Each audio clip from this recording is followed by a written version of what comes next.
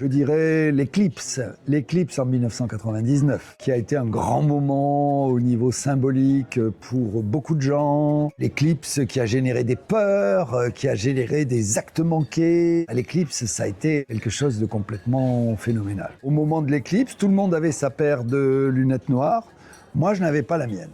Je l'avais demandé à quelqu'un de me l'acheter, j'ai pas retrouvé la personne. Arrive l'éclipse, tout le monde en train de regarder la lumière, l'éclipse avec les lunettes noires. Moi, comme un enfant puni, qui ne pouvait pas regarder l'éclipse. Et à un moment, l'enfant en moi a pris le dessus. Je me suis mis à donner un grand regard en disant, tant pis, j'embête tout le monde, je fais ce que je veux. J'ai donné un grand regard circulaire devant l'éclipse. Et au même moment, je me suis dit, aïe, tu fais quelque chose de pas bien, parce que les rayons focalisés, c'est comme des rayons laser. Et bon, c'était un acte manqué, un acte, je sais pas, malveillant envers moi. Le lendemain matin, je me réveille, j'avais la vue toute floue.